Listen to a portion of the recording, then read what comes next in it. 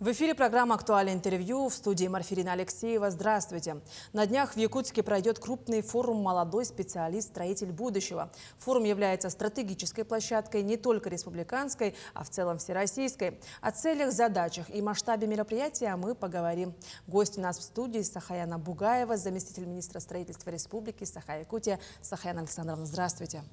Здравствуйте. Ну что ж, вот глава Якутии Айсен Николаев во время прямой линии подчеркнул о важности привлечения молодых кадров в отрасль строительства. И в свете поручения главы, насколько актуально проведение форума и какова его основная цель? Ой, знаете, форум молодой специалист, строитель будущего» — это не просто рядовое мероприятие, это стратегически важная для нашей республики площадка. Он выполняет цели и задачи нового национального проекта «Молодежь и дети», инициированного президентом Российской Федерации Владимиром Владимировичем Путиным.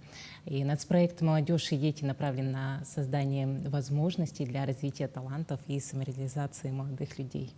Ну и ключевая цель данного форума — это, конечно же, создать эффективный мост между энергией, новыми идеями молодежи и реальным опытом и ресурсами действующих профессионалов отрасли. Этот форум рассчитан на максимальную аудиторию и на студентов, которые выбрали свою специальность, на школьников, которые определяются сейчас с ней, и, конечно же, на работодателей. Вообще этот форум проводился в 23 регионах России. Ну и 7-8 октября он будет проводиться здесь у нас в Якутске. Актуальность форума тяжело переоценить. В ходе прямой линии главе республики Айсену Сергеевичу Николаеву поступали вопросы, как ведется у нас работа с молодежью, как ведется профориентационная работа. Ну и мы приглашаем студентов, школьников и их родителей посетить этот прекрасный форум, который ответит на эти вопросы. Строительная отрасль Якутии демонстрирует активный рост. И в прошлом году был поставлен такой рекорд по площади ведения жилья. И какова ситуация с обеспеченностью кадрами? У нас действительно в прошлом году были введены рекордные 754 тысячи квадратных метров. Здесь, конечно, стоит отметить, что большую часть у нас вели индивидуальные застройщики. А проблема с трудовыми ресурсами, она, конечно же, остается высокой. Потребность в кадрах у нас достаточно высокая. Вообще у нас в 2024 году на территории республики вели деятельность в строительной отрасли более 3000 строительных организаций, в которых работают более 45 тысяч человек.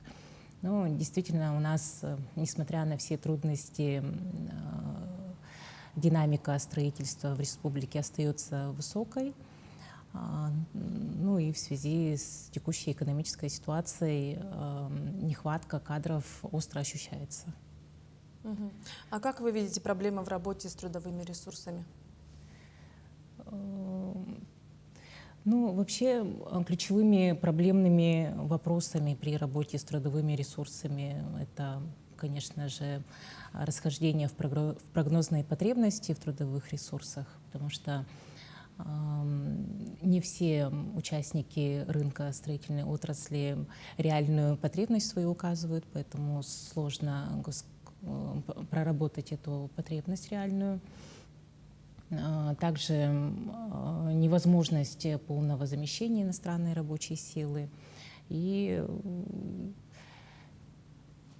такие у нас проблемы. А какие системные меры принимаются для подготовки местных специалистов на ближайшие годы? И сейчас, возможно, какие-то проекты тоже разрабатываются, уже ведутся?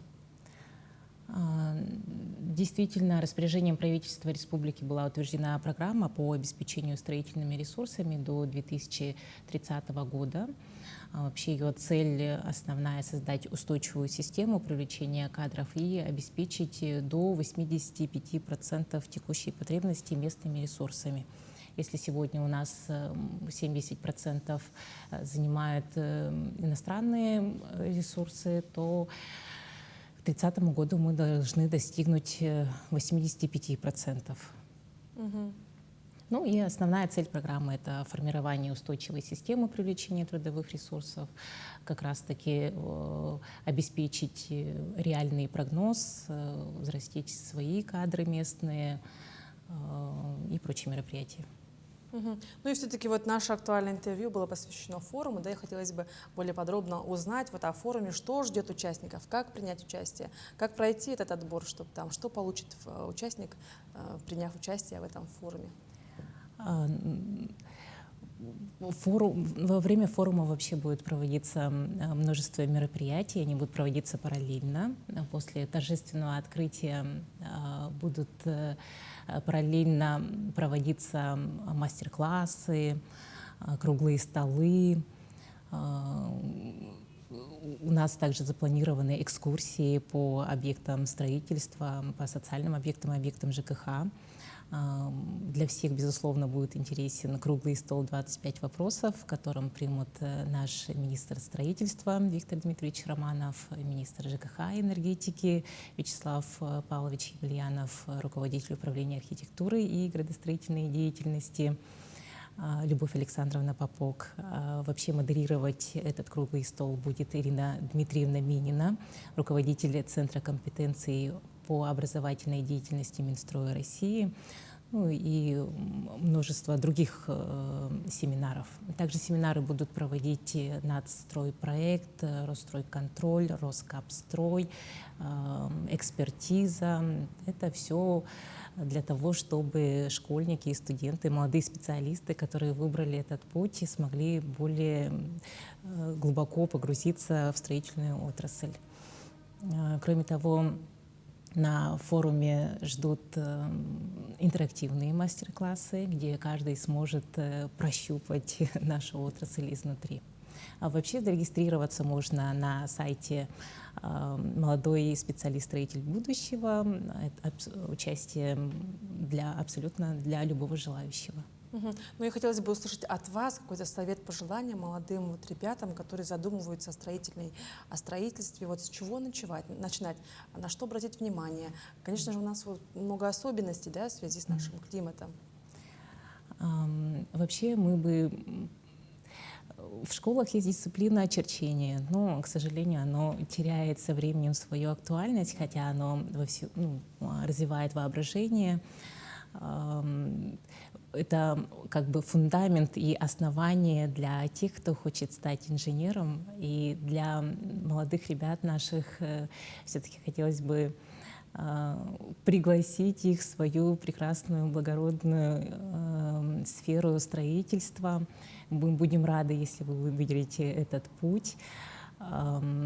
Мы работаем совместно и с Министерством образования и науки Республики, и с учебными заведениями.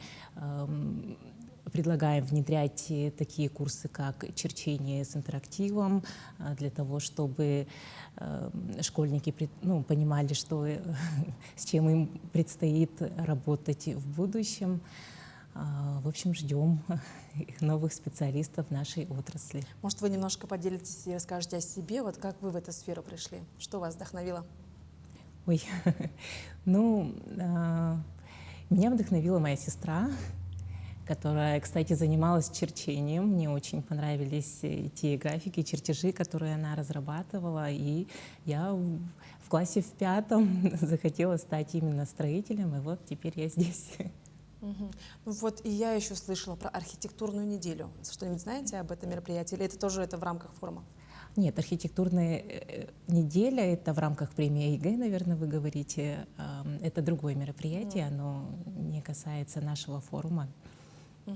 Но строительство должно быть не только надежным и качественным, но и красивым. Поэтому архитектурная неделя — это тоже прекрасное событие, даже праздник, можно сказать, для любого строителя и архитектора.